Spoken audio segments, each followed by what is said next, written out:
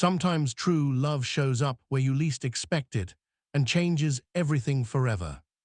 Back in the day, the Harrington family mansion was a fortress of money, power, and old rules. Every hallway echoed with stories of boardroom wins and private pain. Men like Richard Harrington ran companies with an iron fist and a heart made of ice. Little girls were born to inherit trust funds and marble mansions, while women who worked below stairs sometimes disappeared without anyone ever learning their names. It was a world where your last name decided everything, where old money never mixed with new, where the gap between the penthouse and the basement felt taller than the skyscrapers outside. A time when a maid was seen as property, not a human being who could feel, hurt, or love. But every now and then, one single night can rewrite the script. One tear of kindness can tear down walls that looked unbreakable. One act of mercy can change destinies that seemed locked forever. This is the story of how real love can grow out of the deepest pain, how a pure heart can break the heaviest chains, and how an abandoned baby and a mother with zero choices found a family where nobody thought to look. If stories that hit you right in the chest are your thing, hit that subscribe button. Because every tale here carries the soul of real people, and there's always another one waiting for you. The Harrington estate had never known a silence this loud. 2 weeks after Mrs. Elizabeth Harrington died, giving birth in the middle of the hardest delivery the private doctors had ever seen, every marble hallway only echoed with the heavy steps of a man walking like a ghost through rooms that used to be full of laughter and love songs. Richard Harrington, 32 years old, had lost more than a wife. He'd lost the light of his life, the reason he smiled, the woman who turned an arrogant young trust fund kid into a man who actually knew how to love. Now there was just him, a newborn baby girl who wouldn't stop crying, and a hole in his chest that sucked every drop of joy out of the whole estate. Little Princess, no, little Emma Harrington, was beautiful, like a baby angel from an old painting, but fragile like hand-blown glass. Since the day she was born, she refused to nurse from any of the 5 high-paid wet nurses Richard had flown in from all over the country. Emma would cry until her face turned purple, spit out the milk, twist like she was in terrible pain. "Sir," said Dr. Adams, the family physician, voice shaking, "Emma is losing weight fast.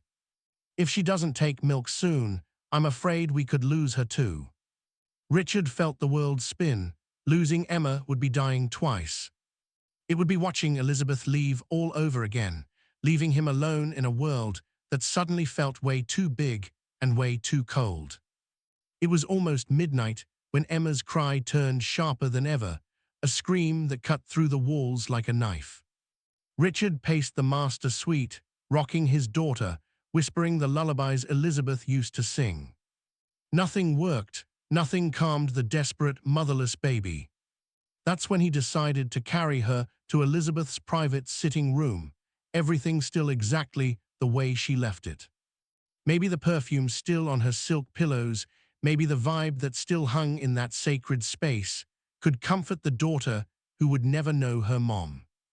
Walking the dark hallways, lit only by soft wall sconces that threw dancing shadows on the expensive art, Richard never expected to find anyone awake this late. The house staff had learned to stay clear of the family wing on these sleepless nights of grief. But as he passed Elizabeth's sitting room, he heard something that stopped him dead. Emma's crying had stopped. For the first time in 2 weeks, his little girl was quiet. Heart pounding with hope and disbelief, Richard crept to the half-open door and peeked inside. What he saw changed his life forever. A young woman with warm brown skin, wearing the plain grey uniform of the house staff, was sitting in the velvet armchair where Elizabeth used to read in the afternoons. Baby Emma was curled in her arms, nursing peacefully, like she had never done before. The baby's tiny hands clutched the rough fabric of the woman's uniform. For the first time since she was born, Emma looked completely at peace. Richard froze. It wasn't just that his daughter was finally eating and calm. It was the whole scene that hit him deep in a place he didn't even know was still alive. The gentle way this woman held his baby, the motherly love as she stroked Emma's fine hair, the pure kindness shining on her young face. It felt like heaven had sent an angel dressed as a maid to save his little girl. If this story already tugged at your heart, hit subscribe, because what's coming next will flip everything you thought you knew about love and destiny. Richard watched for long minutes, like he was witnessing a miracle he didn't dare interrupt. The young woman looked about 20, her face marked by hard work, but still naturally beautiful. Every move was soft, almost sacred, like feeding Emma was the holiest thing she'd ever done. When he finally stepped in, he walked on eggshells so he wouldn't break the spell. Still, she heard him and looked up. When their eyes met, he saw something he'd never forget. Instead of the fear he expected from a maid caught in the family wing, there was only pure, motherly compassion glowing in her dark eyes like candlelight. "Sir," she whispered, starting to stand with Emma still in her arms. Richard raised a gentle hand. "Please don't move, just keep feeding her." She sat back down, eyes lowered, house rules between staff and family. Richard came closer, knelt beside the chair, eye level with the woman saving his daughter's life. "What's your name?" he asked, softer than he'd spoken in weeks. "Hope, sir," she answered without looking up. "Hope," he repeated, and for the first time in forever, the word actually meant something. "Why are you here feeding my daughter?" Hope lifted her eyes, and Richard saw silent tears rolling down her cheeks. "I was cleaning Mrs. Elizabeth's room like I do every night, sir. I heard the baby crying, and I couldn't walk away. I know it wasn't my place. I know I broke every rule in this house." Her voice cracked. "She was so hungry, sir." Then it hit him. "You have a child." Hope nodded, pain flashing across her face, the pain of a mother hurting for her baby. "I have a 3-month-old boy, sir. His name is Johnny. He was forced on me by one of the farm workers last year. I didn't have a choice." When I heard Emma cry like that, it sounded just like Johnny did those first days when my milk was slow. Richard felt something shift inside his chest, something beyond gratitude. Admiration for a woman who, carrying her own shame and pain, still had enough heart to care about someone else's child. "Where's your son right now?" "In the staff quarters, sir. I left him sleeping with Miss Angela. She watches the kids when moms are working." Richard watched Emma nurse peacefully, like she'd finally found the safe place she'd been searching for since birth. He watched Hope's endless patience, the way she gently shifted the baby, whispered sweet nothings Emma somehow understood on a soul level. "Why does she take from you and reject every other nurse we paid a fortune for?" he asked, genuinely curious. Hope gave a shy smile, wisdom that came from the heart, not books. "I think Barbies know when somebody really cares, sir. When I nursed Johnny the first time after everything that happened, I promised God I'd never let a child suffer if I could help it. Maybe Emma feels that promise." Richard went quiet for a long time, watching his daughter finally at peace, fed by a woman who knew what it was like to mother a baby in the hardest circumstances. When Emma finished and fell asleep looking like an angel, Richard made the biggest decision of his life since taking over the family empire. "Hope," he said, and for the first time she heard respect in the boss's voice. "You just saved my daughter's life, and I will never forget it. What would you do if you were the billionaire in his shoes? How would you thank someone for a gift this pure? Drop your thoughts in the comments." The next morning, the entire estate got rocked by a decision nobody, not even Richard's inner circle, ever saw coming. He called an emergency staff and family meeting in the grand living room. Everyone gathered expecting new budgets or layoffs. Instead, they heard words that left them speechless. "By my direct order," Richard announced, voice strong enough to bounce off the marble walls. "The employee known as Hope is, effective immediately, freed from all domestic duties. She is now Emma's official nanny, with her own suite upstairs, full salary, health benefits, and every privilege of a top-tier family employee." Gasps rippled through the room like a wave turning into a storm. Freeing a maid was rare enough, giving her upstairs rooms and status most executives didn't have. That was unheard of in Harrington history. Mr. Edward, the oldest advisor and total old-school guy, dared to speak up, voice shaking. "Sir, with all due respect, this decision feels rushed. Elevating domestic staff to that level could upset the board and the family name." Richard looked at him with eyes that had found something worth more than money. "Hope did in one night what 5 Ivy League nannies couldn't do in 2 weeks. My daughter was starving, and this woman saved her. If that doesn't deserve reward and gratitude, then our whole idea of important people is broken." Hope stood in the back at first, holding Emma. But Richard motioned her forward, right up front near him, no longer in the staff section. Emma looked pink-cheeked and bright-eyed, a total turnaround from the pale, crying baby everyone had seen for weeks. "And one more thing," Richard continued, speaking straight to Hope now.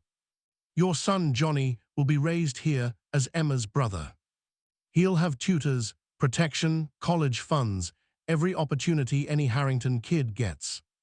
Neither of you will ever know hunger or fear again." Silent tears rolled down Hope's face, years of pain finally finding relief. She sank to her knees, still holding Emma, voice a broken whisper. "Sir, I don't have words big enough to thank you. I swear on my life, I'll protect Emma like she's my own." "Stand up, Hope," Richard said gently. "Free people don't kneel unless they want to." In the days that followed, the whole estate changed. Hope moved into a sunny suite next to the nursery and brought little Johnny, a chubby, smiling baby who quickly became Emma's shadow. It was heart-melting to see them together, the billionaire's daughter destined for private jets and this little boy born in the staff dorms. Hope turned out to be way more than a great nanny. She could read, rare for house staff, because her own mom had worked for a kind family that taught her. She knew natural remedies for teething and ear infections. She had lullabies that knocked kids out in minutes and endless patience for toddler tantrums. But what blew Richard away was her heart. Even with her new status, she never acted superior to the other staff. She used her new voice to ask for better break rooms, fair schedules, and zero tolerance for harassment. "She's got the heart of a queen," Miss Clara, the head housekeeper, whispered while watching Hope throw a little birthday party for the oldest gardener. "Born in the basement, but soul made for the penthouse." At night, when the mansion quieted down, Richard started finding excuses to walk past the nursery. Officially checking on Emma. Really, he just wanted to watch this incredible woman who brought the house back to life. He'd see her making the kids giggle with silly stories, singing them to sleep, lighting up every room she walked into. And slowly, without noticing, Richard started feeling something he thought died with Elizabeth. His heart beating faster at one particular smile, one particular voice, one particular soul full of pure goodness. Have you ever seen someone light up an entire place just by being there? Tell us in the comments and keep watching, because this story's just getting started. 6 months after Hope moved upstairs, the mansion felt like a different world. Emma was growing strong and giggly, always with Johnny toddling right behind her like a tiny bodyguard. You never saw one without the other, and their friendship became everyone's favorite part of the day. Hope adapted to her new life with a grace that shut up even the biggest skeptics on the board. She learned which fork to use at fancy dinners, but never lost the kindness that defined her. The staff loved her because it was real love, not fear. Even the snobbiest relatives started admitting she was good for the family brand. Richard watched it all with admiration that was turning into something deeper. The way Hope always found time to listen to the lonely kitchen staff. The way she comforted a crying maid who got bad news from home. The lightness she brought back to a house that hadn't laughed in years. One fall afternoon, golden leaves dancing outside the floor-to-ceiling windows.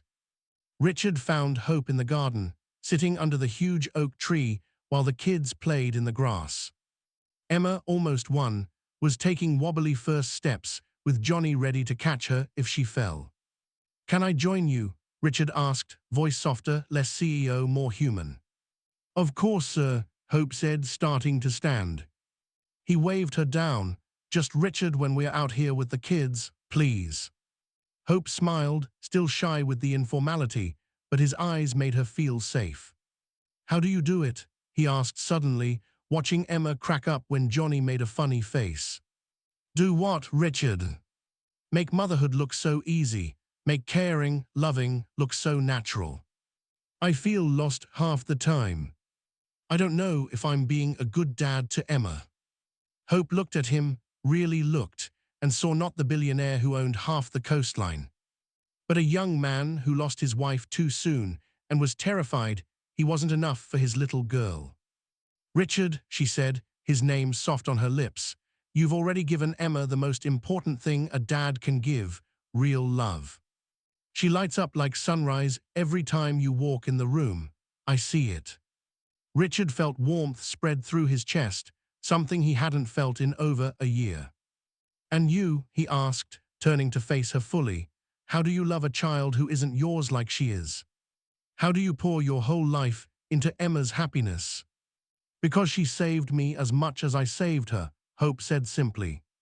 "That night I found her crying, I was broken. Taking care of both Johnny and Emma gave me purpose I didn't know I needed. They gave me a family." "Family," Richard repeated, tasting the word like it was brand new. They sat in comfortable silence, watching the kids play. When Emma tripped and started crying, both Richard and Hope jumped up at the same time.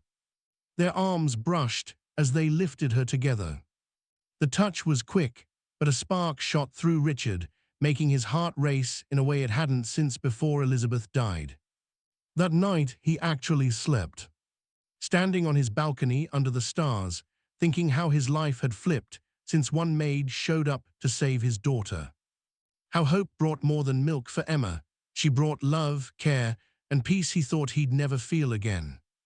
How, for the first time since the funeral, he felt something that looked dangerously like falling in love. Hit subscribe so you don't miss the next chapter, because sometimes love sneaks up when you least expect it and changes everything. Winter came gentle to the estate, bringing long nights and roaring fireplaces that warmed the massive living rooms. Emma, now a year and a half, was a chatty little explorer, always with Johnny protecting her like a big brother. To everyone watching, they were a family, the little heiress, her best friend Shadow, and the woman who loved them harder than any job required. Richard started making the lamest excuses to hang out with them. Officially supervising early childhood development. Really, he couldn't wait to sit on the playroom rug, stack blocks with Emma, or listen to Hope spin stories that kept both kids glued to every word. Once upon a time, there was a little princess who got lost in the woods, Hope would say on a December night. Emma in her lap, Johnny snuggled against her arm. But she wasn't really lost, because she carried her family's love in her heart. And that love was like a star that always guided her home. Richard sat by the fireplace pretending to read emails, completely caught up in the cozy scene. There was something magical about how Hope turned ordinary moments into gold. "What happened to the princess?" Emma asked in her baby voice, already sharp like her parents. "She met special people who helped her," Hope continued, eyes flicking to Richard for a second.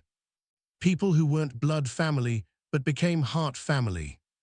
And she learned that the truest family is the one we choose, not just the one we are born into. Those words rang in Richard's heart like bells. That's exactly what was happening right there by the fire. They were becoming a chosen family, held together not by DNA or contracts, but by real, everyday love. A few nights later, when the kids were asleep, Richard found Hope in the library reading by candlelight. She started studying after bedtime, determined to give the kids the best education possible. "What are you reading?" he asked, sliding into the armchair beside her. "Fairy tales from around the world," she showed him the book. "I want new stories for the kids every night. Stories shape how we see the world." "And what kind of world do you want them to see?" Hope closed the book and looked at him with that thoughtful look he'd come to love. "A world where love beats fear, where kindness is stronger than cruelty, where it doesn't matter where you were born or what blood you have, only what kind of person you choose to be." "That's a beautiful world," Richard said softly. "It's the world you're building for Emma," she replied. "A world where a maid can become free, where a little boy born in the staff dorms can grow up like a prince, where heart matters more than last name." Richard felt something crack open inside him. No one had ever described his fatherhood so perfectly.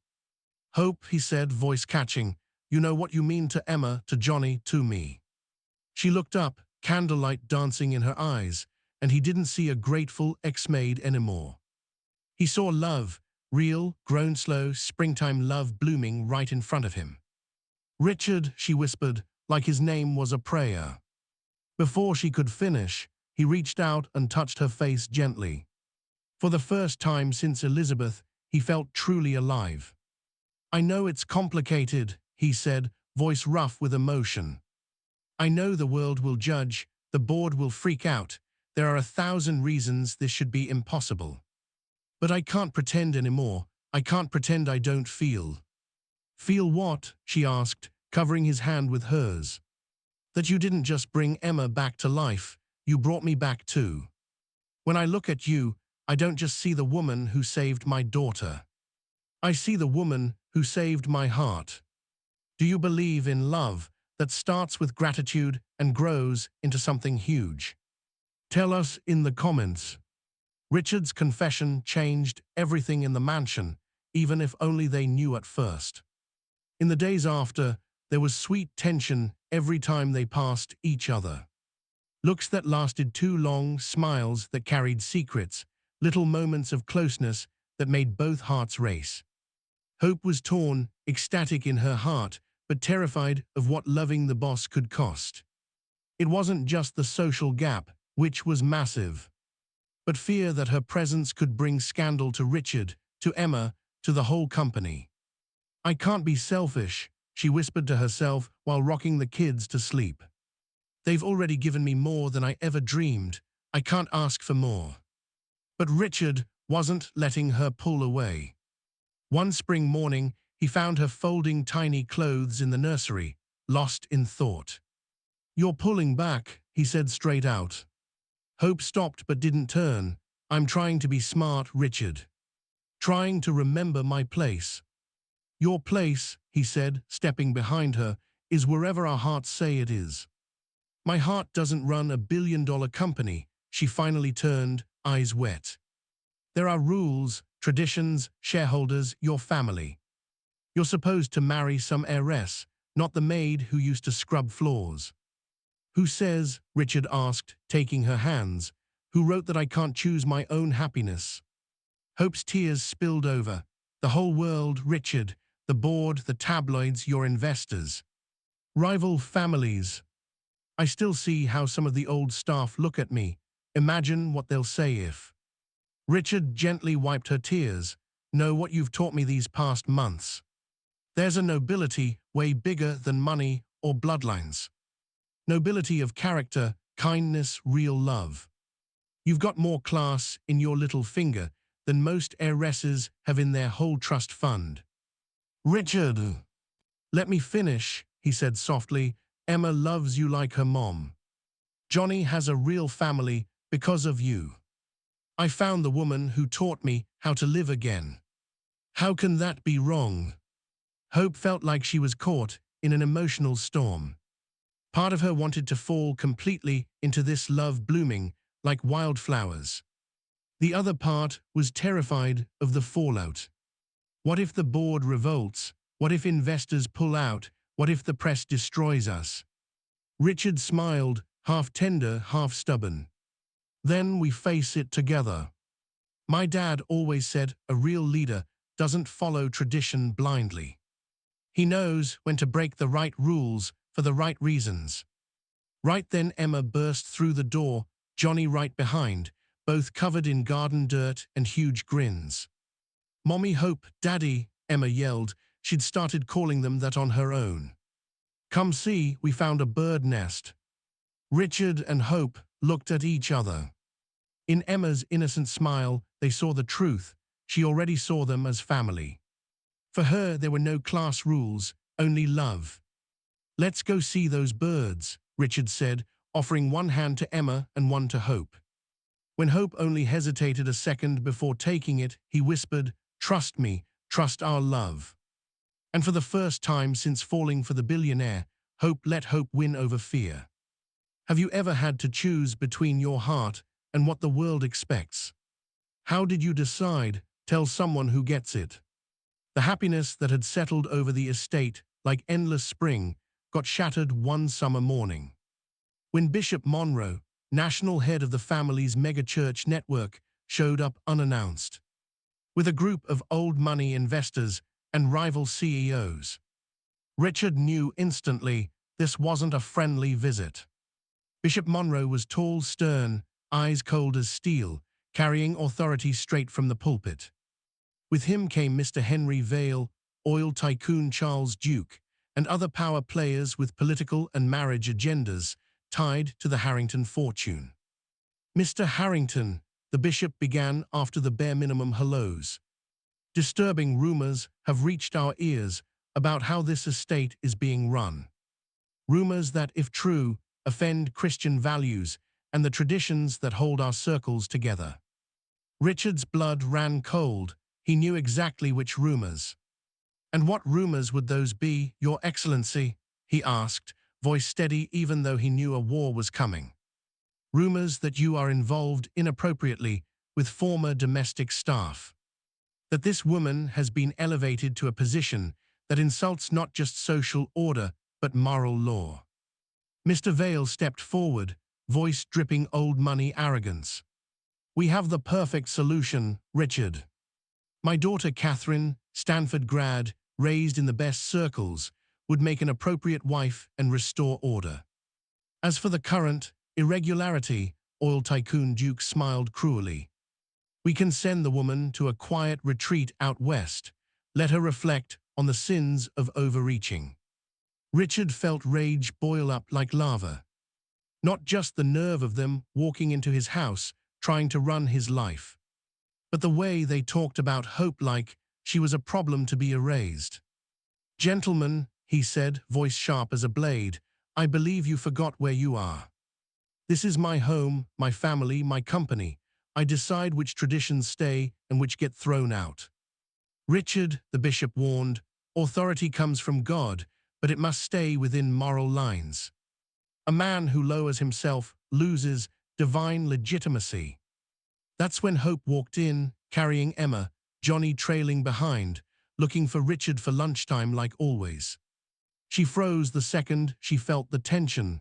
Every eye turned to her. She started to back out, but Richard motioned her forward. Hope, he said, steel in his voice, come here, I want you to meet our guests. She walked forward with the quiet dignity she'd grown into. But Richard saw the fear in her eyes when she caught the visitors' disgusted looks. Gentlemen, Richard said, wrapping a protective arm around Hope and Emma. This is Hope, the woman who saved my daughter's life and brought joy back to my heart. This is Johnny, who I'm raising as my own son. And this is my family. The bishop actually crossed himself like he was watching blasphemy. Richard, this is exactly the scandal we're worried about. This must be fixed now. The only thing that needs fixing, Richard shot back, voice echoing off marble, is the arrogance of thinking you can march in here and dictate my life. Mr. Vale took a threatening step. This isn't just personal, it's business.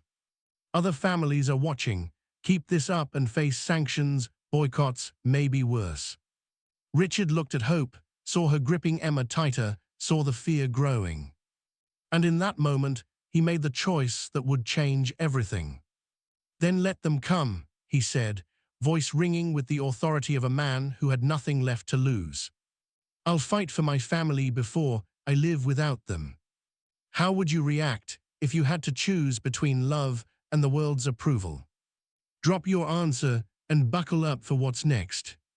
Richard's declaration hit the room like thunder. The bishop went pale. The power players looked furious, but Richard stood firm, arm around his chosen family. Richard, the bishop tried again, voice shaking with wounded authority. I hope you'll reconsider the consequences. What? Richard cut in. Consequences for loving someone who saved my daughter. For choosing kindness over cruelty. Hope touched his arm gently, trying to calm him. Richard, maybe we should. No, he said firmly, eyes locked on hers. No more hiding. No more acting like our love is something to be ashamed of. He turned back to the room. Let me tell you a story. 2 years ago, I lost my wife, giving birth to Emma. My daughter was starving to death while I watched helpless. Then this woman, moved by nothing but pure compassion, saved her life. She asked for nothing, just loved a crying baby. Emma reached for her daddy. Richard took her, holding her up like living proof. This woman turned a maid into a free mother, a little boy born in shame into a prince. A broken man back into someone whole. If you call that scandal, then I'll take scandal over empty any day. Mr. Vale tried one last power play. This will have consequences. Other families won't accept a maid as Mrs. Harrington. There'll be revolts, lawsuits. Then I'll fight, Richard said without blinking. My dad taught me an empire without love is just dirt and dollars. I'll take a smaller, happier company over a cold one any day. Then something nobody saw coming happened. Mr. Sebastian, Richard's oldest advisor, who'd been silent the whole time, stepped forward. With respect, Bishop, he said, I've served 3 generations of Harringtons. I've seen trust fund kids with blue blood and rotten hearts. I've seen debutantes with zero compassion. And now I see a woman who, blood or not, shows real nobility every single day. Sacrifice, kindness, love. Other staff and families started whispering. Richard realized not everyone was against him. Miss Clara spoke up. This woman brought joy back to the whole house. The kids adore her, the staff respect her, even the grumpy old board members admit she's good for business. The bishop saw he was losing ground and played his final card. Fine, if you insist on this union, the church won't bless it. It'll be civil only, no divine recognition, and every rival family will know. Richard looked at Hope, saw tears, but also steel in her eyes. She gave the tiniest nod. If you've got courage, so do I. Then let it be civil, Richard declared. Real love doesn't need any man's blessing to be holy. It already is. He turned to Hope, and right there in front of everyone, dropped to one knee on the marble floor. Hope, woman who saved my daughter and my heart. Will you marry me? Will you be my wife, Emma's mom, Johnny's mom, and partner in building a family where love is worth more than any tradition? Tears streaming, voice steady as rock, Hope answered. Yes, Richard, yes to everything. Yes to facing every storm with you. Silence, then applause from staff and family who just witnessed history. What did you feel in that moment? Ever seen someone fight the whole world for love?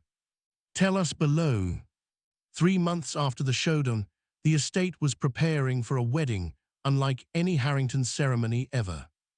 No giant cathedral, no bishop, just a civil celebration open to every employee, neighbor, and friend who supported them. Richard had spent weeks locking in allies on the board and negotiating with families who, surprisingly, admired his guts more than they admitted. The mansion buzzed with prep. Hope, now wearing clothes worthy of her new role, but still keeping her simple style, worked side by side with decorators to make sure every staff member felt welcome at the party. "I want everyone to feel like they belong," she told Miss Clara while planning the buffet. "From the board to the kitchen crew, this wedding is for the whole family." Emma, now 2.5, was ring bearer in training, practicing her serious walk every day. Johnny, almost 3, was page boy and beyond excited to wear a tiny tux. The morning of the wedding, Hope stood at her window watching sunrise over the gardens. In a few hours, she'd go from Hope the maid to Mrs. Hope Harrington. But the titles that mattered most, mom to Emma, mom to Johnny, wife to the man she loved. Richard appeared in the doorway wearing a sharp but simple suit, no royal-level pomp, just a man ready to build a new kind of legacy. "Nervous?" he asked, walking up behind her. "Ecstatic," she corrected, turning into his arms. "I never thought I could be this happy." "Me neither," he admitted, holding her hands. "When I lost Elizabeth, I thought my heart died with her. You showed me it could love again, different, but just as deep." The ceremony took place under a flower arch in the garden that staff and neighbors built together as a gift. No clergy, just the most respected judge in the state, a man who'd known Hope since day one and seen her transformation. When it was time for vows, Richard surprised everyone by speaking not just to Hope, but to every person there. "Hope, you taught me true worth isn't in bank accounts or bloodlines, it's in everyday actions. I promise to love you, respect you, and build a family where kindness beats background every time." Hope's voice rang clear across the lawn. "Richard, I promise to be your partner in making a fairer world. I promise to love Emma as my daughter, protect Johnny as my son, and serve our people with the same heart I give this family." When they kissed as husband and wife, the crowd went wild, cheers, bells, flowers in the air. For a few hours, the estate felt like a place where impossible dreams come true. At the reception, Richard raised one last toast. "Friends, today we're not just celebrating a marriage. We are celebrating proof that real love breaks any wall. That compassion changes destinies. And that sometimes the greatest queens are born not in penthouses, but in hearts of pure gold." He lifted his glass to Hope, holding Emma while Johnny clung to her skirt. "To Queen Hope, who taught me family is who we choose to love. And real love is worth any fight." That night, while the party roared on, Richard and Hope stood on the balcony watching stars and distant fireworks. "Any regrets?" Richard asked, echoing their wedding night question. "Just one," Hope teased, smiling. "That it didn't happen sooner. Would you make the same choice, fight the world for love? Drop your thoughts and stay for the ending that redefines family." 10 years later, the Harrington estate and the whole company had become famous coast to coast. Not for money or market share, but for being a place where fairness and kindness actually ruled. Queen No. Mrs. Hope Harrington was a living legend. Her rags to riches story was told in podcasts, small-town diners, and Wall Street offices alike. But the legend was nothing compared to the real life they'd built. New company policies protected the vulnerable, college funds for every employee's kid, zero tolerance for abuse, mental health days for all. Emma, now 12, had grown into a different kind of heiress. She talked to janitors and CEOs with the same respect. She knew one day she'd run the company, but also knew that job meant taking care of people, especially the ones who needed it most. Johnny, 13, was officially Prince, no Harrington heir with full rights. Smart, brave kid with a passion for helping foster children. He and Emma were still inseparable, more than siblings, best friends who knew family is built with love, not just blood. One golden fall afternoon, Hope walked the gardens watching her kids play with a mix of staff kids and neighbor kids. Titles didn't matter on that grass. She held a letter that had arrived that morning from a girl in another rich family. Richard found her under their old oak tree. "What's got you thinking so hard?" he asked, sitting beside her. "It's from Catherine Vale. Remember Lord Henry's daughter they wanted you to marry? She's in love with a young doctor who treats homeless vets. Her family's against it. She wants advice on how we found the courage to follow our hearts." Richard laughed, full of pride. "What are you gonna tell her? That real love doesn't ask permission. When you find someone who makes you want to be better, who holds you through the worst and celebrates the best, it doesn't matter where they started, only where you're going together."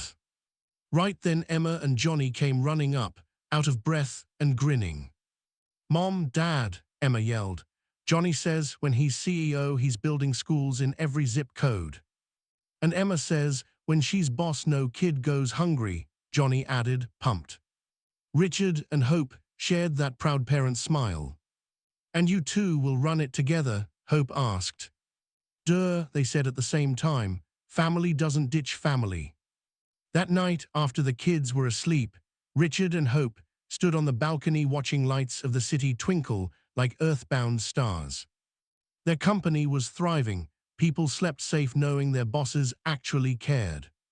"Any regrets?" Richard asked again. "Zero," Hope said, head on his shoulder.